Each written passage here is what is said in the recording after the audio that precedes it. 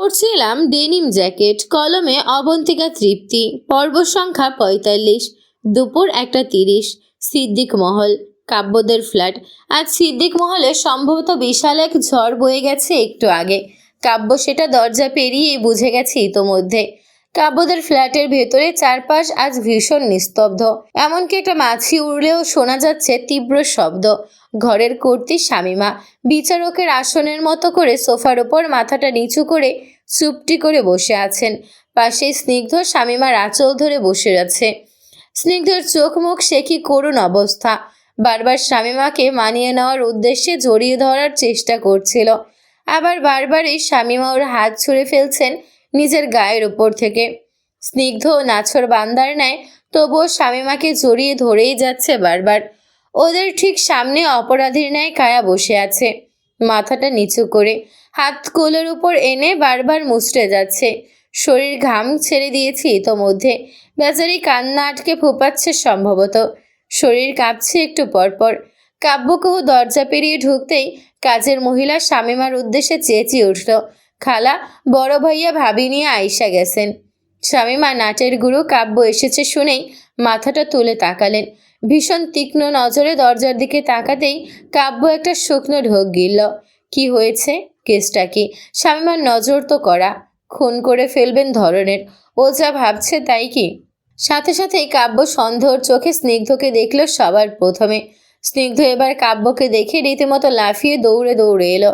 কাব্য লাগেজটা কাজের লোকের হাতে ধরিয়ে দিতে দিতে স্নিগ্ধর দিকে চেয়ে সন্ধিয়ান কণ্ঠে জিজ্ঞেস করলো, কেসটা কি? কায়া এ ফ্ল্যাটে কেন? কি ব্লান্ডার করেছিস তুই? স্নিগ্ধ উত্তরে অত্যন্ত করুণ চোখে তাকালো কাব্যের মুখর দিকে। কাব্য ওর চোখের এই করুণ দৃষ্টি দেখলো ভালো করে। স্নিগ্ধ ফিসফিস করে কাব্যকে এবার জানিয়ে দিল, আম্মু জেনে গেছে সব। কাব্য হতভম্ব, সাথে সাথে স্নিগ্ধর দিকে ফিরল। কি? কিভাবে? কি করেছিলি তুই?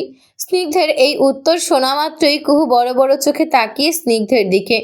পরপর দৌড়ে গিয়ে বসেছে কায়ার পাশে, দুহাতে আগলে নিয়েছে ততক্ষণে নিজের বন্ধুর মতো পাশে থাকা মামাতো বোনকে। কায়া কুহুকে পেয়ে ওর গায়ের উপর ক্লান্ত ভঙ্গিতে ঢলে ফুঁপিয়ে উঠল। ঠিক এতক্ষণে বোধহয় নিজের কাউকে পেল কায়া। কাব্য কুহু কায়াকে দেখল, তারপর স্নিগ্ধর দিকে তাকালো। আম্মু কিভাবে জানলো? কি ঘটনা ঘটিয়েছিস ছাগল? কাব্য রেগে যাচ্ছে ক্রমশ। স্নিগ্ধ কাব্যর দিকে চেয়ে ভীষণ কাচুমাচু করে জবাব দিল, কায়া, ও গতকাল আমার রুমে ঘুমিয়েছে, অ্যান্ড আম্মু দেখে ফেলেছে আমাদের। কাব্য উত্তরটা শুনে চোখ বড় বড় করে তাকালো স্নিগ্ধের দিকে। বেচারা বড় ভাই হয়ে এসব শুনে তাজ্জব, অপ্রস্তুত হয়েছে। ওসব শুনতে হচ্ছে এখন কি দিন আসতো। কাব্যের ওই তাকানো দেখে স্নিগ্ধ ভীষণ লজ্জা পেয়ে সাথে সাথেই বলল, ঘুমিয়েছে, শুধুই ঘুমিয়েছে, কিন্তু আম্মু অন্য কিছু ভাবছে। বিয়ের ব্যাপারটা আমি তাই ডিসক্লোজ করে দিয়েছি, এখন রিয়েক্ট করে যাচ্ছে। কাব্য সব শুনে স্নিগ্ধের মাথায় থাপ্পড় দিয়ে দাঁতে দাঁত পিষে বলল, এত কিসের? পরপর থেমে গেল। ছোট ভাই ভাইয়ের স্ত্রী নিয়ে তো আর রাগের মাথায় এসব বলা যায় না। আর কাব্য ভদ্রলোক। কাব্য নিজের রাগ সামলে ফিসফিস করে দাঁত পিষে বলল, এক রুমে থাকবি যখন সাবধানে থাকলি না কেন? এখন এই ধামালকে সামলাবে? বলেছিলাম 2 বছর লুকিয়ে রাখবি এটা, তারপর কাহিনী করে সেটেল করা যাবে কোনোভাবে। এখন তো আম্মুর চেহারা দেখেই তো আমার ভয় লাগছে। ডাফার একটা তুই, তোকে কায়ার বিয়েই করা উচিত হয়নি। কাব্যর রেগে স্নিগ্ধকে সমানে বকে যাচ্ছে। স্নিগ্ধ পাশে মাথাটা নামিয়ে বকাগুলো গিলে গেল এক বাক্যে। কাব্য শুকনো মুখে শামীমাকে একবার দেখে নিল। শামীমা তখন কাব্যের দিক থেকে চোখ সরিয়ে আবার মাথাটা নিচু করে সোফায় পায়ের উপর পা তুলে বসে আছেন, আর সামনে এক পা নাড়িয়ে যাচ্ছেন। ভীষণ ভয়ঙ্কর দেখাচ্ছে তাকে এই মুহূর্তে, যেন এই বুঝি দুই ভাইকেই বউসহ ত্যায্য করে দেবেন। স্নিগ্ধ শামীমার এই নীরব রাগকে দেখে শুকনো ঢোক গিলে বলল, কিছু তো করো ভাইয়া, মারা পড়বো না হলে, তুমি আমি দুজনেই। কাব্য সাথে সাথে ভ্রু কুচকে বলল, আমি কেন মারা পড়বো? বিয়ে তো তুই লুকিয়ে করলি। স্নিগ্ধ বাঁকা হাসলো। কাব্য সাথে সাথেই ভ্রু কুচকে এলো এই হাসি দেখে। ও সন্ধিয়ান চোখে বলল, বলে দিয়েছিস না? স্নিগ্ধ হাসার চেষ্টা করে বলল, আমি বলে দিয়েছি, বিয়ের সাক্ষী তুমি আর ভাবি ছিলে। কি? কাব্যের মনে হলো স্নিগ্ধের মাথায় লাঠি ভাঙছে। একটা ছাগল, গাধা, হাদারাম কে হয়? কেউ না হলেও কাব্যের ভাই হয়। স্নিগ্ধ অবশ্যই হয়। গাধা, হাদারাম, ছাগল, ডাফার। কাব্য দাঁতে দাঁত পিষে বলল, কেন বললি? স্নিগ্ধ সাফাই গাওয়ার উদ্দেশ্য বলল, আরে আম্মু বারবার বলছিল বিয়েটা অবৈধ, অভিভাবক ছাড়া বিয়ে ভ্যালিড না, তাই বলা লেগেছে। সরি। স্নিগ্ধ মিনমিন গলায় সরি বলল। কাব্য এবার জোর করে নিজেকে সামলে স্নিগ্ধের দিকে রাগী চাহনি নিক্ষেপ করে ওকে ঠেলে এগিয়ে গেল নিজের মায়ের দিকে। ওদিকে শামিমার রাগ দেখে ঘেমে গেছে ও নিজেও। আলগোছের সোফায় বসতে বসতে জ্যাকেটটা খুলে রাখলো আরেক সোফার উপর। কায়াকে ইশারায় সোফায় বসে বলল, কায়া আমাদের রুমে যাও, আমি কথা বলছি আম্মুর সাথে। কুহু তাকিয়ে রইল কাব্যর দিকে। কাব্য ওকে এভাবে তাকাতে দেখে গম্ভীর কণ্ঠে বলল, ভিতরে নিয়ে যাও ওকে, আমার রুমে। কুহু কাব্যের গম্ভীর মুখের দিকে এক পলক তাকিয়ে চুপচাপ কায়াকে নিয়ে নিজেদের রুমে চলে গেল। এবার স্নিগ্ধ এসে বসলো শামিমার ঠিক মুখোমুখি সোফাটায়। কাব্য এবার ভয় পাচ্ছে ভীষণ। শামিমার সবচেয়ে ভদ্র ছেলে, যাকে শামিমা চোখ বন্ধ করে ভরসা করেন সবসময়, সে কিনা এমন একটা অন্যায় কাজে ছোট ভাইকে লাই দিয়েছে, প্রশ্রয় দিয়েছে। পুরো ব্যাপারটায় ওনার স্নিগ্ধের থেকে কাব্যের উপর রাগ হচ্ছে বেশি। আর কাব্য নিজেও সেটা বোঝে, তাই সম্ভবত ও শামিমাকে ফেস করতে ভয় পাচ্ছে ভীষণ। কাব্য এবার শুকনো কণ্ঠে আস্তে করে ডাকলো, মধু লাগানো স্বরে, আম্মু ব্যাপারটা বোঝার চেষ্টা করো। রাগ করে এখন কী লাভ, বিয়েটা তো হয়েই গেছে অলরেডি। শামিমা শুনেই তেলে বেগুনে জ্বলে উঠলেন। খ্যাকিয়ে উঠে বললেন, চুপ থাক তুই। ছোট ভাইকে ভালো পথ দেখানোর বদলে এসব শেখাচ্ছিলি। আমাকে বললে আমি দিতাম না বিয়ে এই কুলেঙ্গারকে। তোকে দেইনি কুহুর সাথে বিয়ে, বল লুকিয়ে করবে কেন? আমি কবে তোদের কোন কাজে বাধা দিয়েছি? তারপরও লুকিয়ে করতে হবে কেন বিয়ে? আমার এই কুলঙ্গার ছেলের দরকার নেই, আমার তোকেও দরকার নেই বলে শামিমার রাগে মুখ ফিরিয়ে নিলেন দুই ভাই থেকেই। কাব্য দীর্ঘশ্বাস ফেলল। ওদিকে বেচারা স্নিগ্ধ মাকে পটানোর জন্য শামিমার হাত ধরতে চাইলেই উনি সাথে সাথেই ছাড়িয়ে নিলেন। ছবি না আমাকে, নষ্ট ছেলে। স্নিগ্ধ হাত সরিয়ে এবার বড্ড বেচারার ন্যায় তাকিয়ে রইল কাব্যর দিকে। এই তামাম দুনিয়ায় যত প্রকারের গালি আছে, আজ সাহাবীর সিদ্দিক স্নিগ্ধর সবটুকু গালিই খাওয়া শেষ। পেটে আজ নির্ঘাত বদ্ধ হজম হবে। স্নিগ্ধর করুণ মুখটা দেখে কাব্যের ভীষণ মায়া হলো। কাব্য দীর্ঘশ্বাস ফেলল। একটু এগিয়ে এসে মায়ের গা ঘেঁষে বসে শামিমার দুহাত নিজের হাতের মুঠোয় পুড়ে নেওয়ার চেষ্টা করে শামিমা হাত সরিয়ে নিতে তেজ দেখিয়ে বলল, আলগা পীরের দরকার নেই আমার, তোদের আর আমার মায়ের দরকার নেই। আমি চলে যাব, যেদিকে দু চোখ যায় চলে যাব, তারপর তোরা থাকিস তোদের বউ নিয়ে। বলতে বলতে শামিমার চোখ ভিজে এলো। রাগ এবার কান্না হয়ে বেরোচ্ছে বোধহয়। কাব্য ছোট্ট একটা শ্বাস ফেলে দুহাতে শামিমার চোখ মুছে দিল।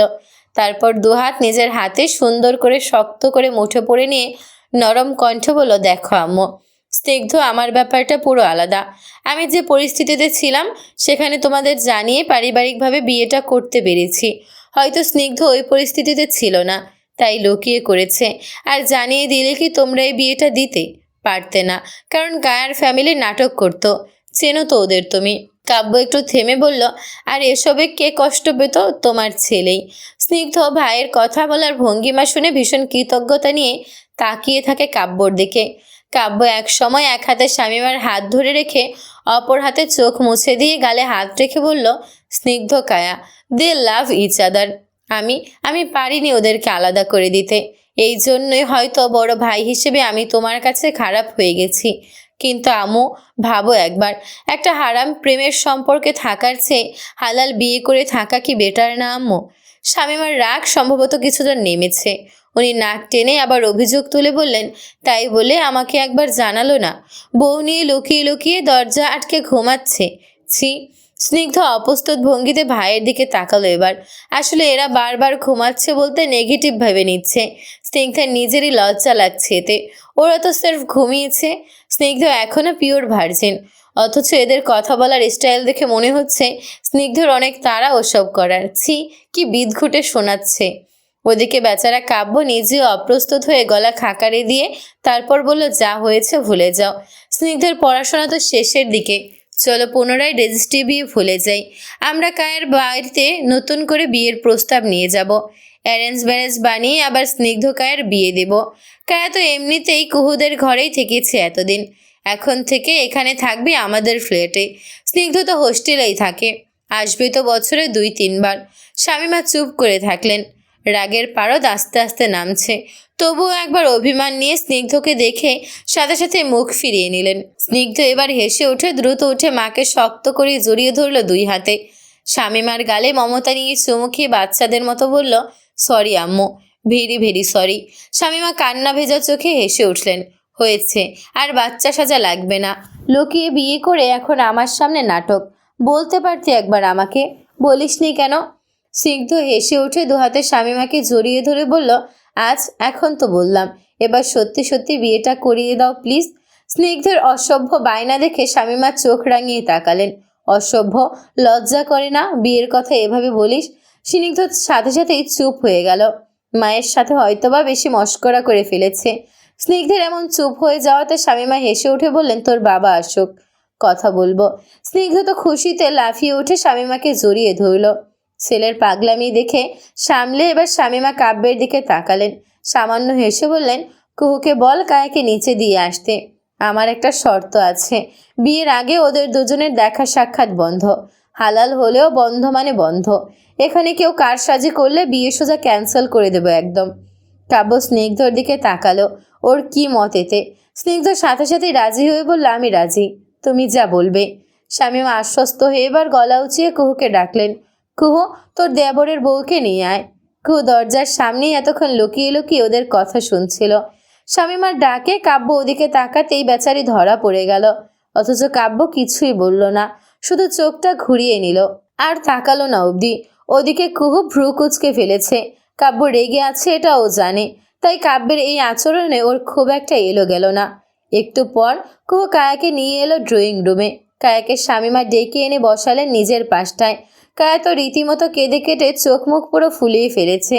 শামীমা ওর চোখ মুছে দিয়ে হেসে বললেন, এত কাদার কি আছে তুই তো কুহুর মতোই, আমার নিজের। তোকে আমার ছেলে দিতে আমার একটু আফসোস হবে না। কায়া সাথে সাথেই অবাক চোখে তাকালেন শামীমার দিকে। ওর এমন তাকানো দেখে শামীমা হেসে ওর থুতনি চেপে মুখটা উঁচু করে হেসে বললেন, বিয়ের পর আমাদের বাড়িতে স্বর্ণ দিয়ে নতুন বউয়ের মুখ দেখার নিয়ম আছে। এই স্বর্ণের নিয়মটা তোদের বাড়িতে গিয়েই পালন করব। তোর বাবার নাম্বার দিস আমাকে, কেমন? শামীমার এত সুন্দর মায়া মায়া কথাতে কায়া বোধ হলো ও বুকের উপর থেকে যেন কেজি কয়েক বোঝাই কমে গেছে। কায়া হেসে উঠেছে কান্না ভেজা মুখে। সাথে সাথেই জড়িয়ে ধরলেন শামীমাকে। পাশ থেকে স্নিগ্ধ জড়িয়ে ধরল একই সাথে। শামীমা হেসে দুটোকে দুহাতে জড়িয়ে ধরে বললেন, সুখে থাক দুটো। কুহু পাশে দাঁড়িয়ে মুগ্ধ চোখে এসব দেখছিল। ওর জীবনে একটা বড় অংশ জুড়ে আছে কায়া। কুহুর জীবনের প্রতিটা আপ ডাউন কায়া নিজে চোখে দেখা। কায়ার প্রতিটা কদমে কুহুর পাশে ছায়ার মতো ছিল। কুহুর ডিপ্রেশন থেকে শুরু করে ওর যত মেন্টাল সাপোর্ট দরকার ছিল, সে সময় সবটাতেই কায়া ছিল। এই মানুষটা আজ নিজের ভালোবাসার মানুষকে পেয়ে যাবে। ইস, কি সুখ! কুহুর কান্না পেয়ে গেল হঠাৎ। ও আলগোছে চোখের জল মুছে নিল সাথে সাথে। কুহু ওভাবেই কেন যেন কাব্যের দিকে তাকিয়ে রইল। কাব্যে ওদের পূর্ণতা দেখে ভেতর থেকে একটা দীর্ঘশ্বাস বেরিয়ে এলো।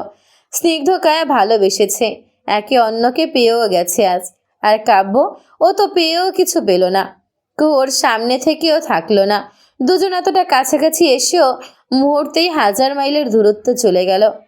কাছে থেকেই কত কত দূরত্ব ওদের। কাব্যের ভেতরটা পুড়তে লাগলো।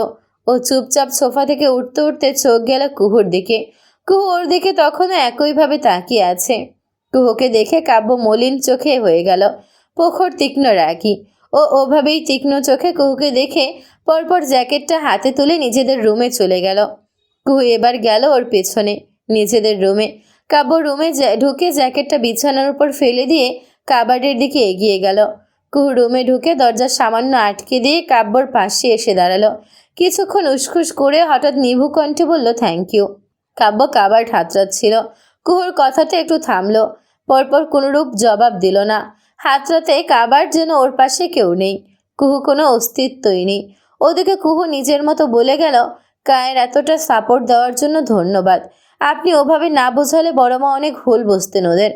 আপনি খুব সেন্সিটিভলি ব্যাপারটা হ্যান্ডেল করেছেন, দ্যাটস ইমপ্রেসিভ। কুহুর কথা বলার মধ্যেই হঠাৎ ঠাস করে কাবার্ডের দরজা আটকে দিল কাব্য। কুহু তো রীতিমতো চমকে উঠল ওই শব্দে। হতভম্ব চোখে কাবার্ডের দরজার দিকে তাকিয়ে দেখে অবাক চোখে আবার তাকালো কাব্যর দিকে। কাব্য কুহুর দিকে তাকালো না, টাওয়াল হাতে তুলে অন্যদিকে চেয়ে ভয়ঙ্কর গম্ভীর স্বরে বলল, আমি যা করেছি শুধুমাত্র আমার ভাই আর ভাইয়ের খুশির জন্য করেছি, আর কারো জন্য নয়। বলেই সোজা বাথরুমে চলে গেল। বাথরুমের দরজাটাও বেশ শব্দ তুলেই আটকালো। কুহুসের ফ্যাল চোখে তাকিয়ে রইল কাব্যর যাওয়ার দিকে। কাব্য ওর সাথে কথা বলছেন আজ প্রায় 2 দিন। কেন যেন হঠাৎ দীর্ঘশ্বাস বেরিয়ে এলো কুহুর বুক ছিঁড়ে। হঠাৎ কেন যেন মনে হলো কাব্য আবার আগের মতো হয়ে যাক, ওর পেছনে ঘুরুক। কাব্যের রাগ কেন যেন কুহুর ভালো লাগলো না একটু। তবুও কুহু নিজের ইগোকে ছোট করলো না, কাব্যের রাগ ভাঙালো না। চুপচাপ বেরিয়ে এলো রুম থেকে। বেশ কিছুক্ষণ পর কাব্য বাথরুম থেকে বেরিয়ে আসতেই দেখে কাজের মহিলা অর্থাৎ সুরমা মেয়েটা কাব্যের রুমে ও ড্রয়ারে কিছু খুঁজছে। কাব্য খালি গায়েই বেরিয়েছিল। ওকে দেখেই সাথে সাথে আবার বাথরুমে ঢুকে টি শার্ট পরে এসে বেরিয়ে বলল, তুমি এই রুমে কি করছো? সুরমা কাব্যের কথায় রীতিমতো ভূত দেখার মতো চমকে উঠে দাঁড়ালো। কাব্যের তীক্ষ্ণ দৃষ্টিতে আটোসাটো হয়ে গেল ওর কণ্ঠ। কোনো রকমে বলল, আব স্নিগ্ধ ভাইয়ার চার্জার নিতে পাঠিয়েছে। কাব্য শুনল। সুরমার আচরণ কেন যেন ওর কাছে ভালো ঠেকলো না। এত কাঁপছে কেন এই মেয়ে? যেন চুরি করতে গিয়েই ধরা খেয়েছে। কাব্য গম্ভীর স্বরে কঠিনভাবে বলল, আমি একা থাকলে কখনো এই রুমে আসবে না। কুহুবা আম্মু রুমে থাকলে আসবে। যাও এখন। সুরমা বলার সাথে সাথেই প্রাণ বাঁচিয়ে রীতিমতো পালিয়ে এলো কাব্যের রুম থেকে। কাব্যের ওর আচরণটা খুব একটা সুবিধার লাগলো না। তবুও ও সেটা পাত্তা না দিয়ে আয়নার সামনে এসে দাঁড়ালো। টাওয়াল ভেজা ছিল। চুল মুছতে মুছতে হঠাৎ নিচে একটা কিছু খেয়াল করলো। একটা চার্জার ড্রেসিং টেবিলের নিচে ঢুকিয়ে রাখা। একটা অদ্ভুত টাইপের চার্জার, সকেটে ঢোকানো। মনে হলো মাত্রই কিছু একটা চার্জ করা হচ্ছিল এখানে। কাব্য চার্জারটা দেখলো, তারপর সকেট থেকে সেটা খুলে এনে রীতিমতো হাতে নিড়ে চেড়ে দেখলো। এটা অবশ্যই কোনো মোবাইল বা ল্যাপটপের চার্জার নয়, এটা অন্য কিছুর চার্জার। কেমন যেন অদ্ভুত একটা চার্জার। দেখে তো মনে হচ্ছে কিছু একটা চিন্তা করে কাব্য মোবাইল হাতে তুলে গুগল করলো। তারপর কাব্য ভ্রু কুঁচকে এলো। হঠাৎ এটা ওর পিঠ পিছে এসব চলছিল ওর রুমে।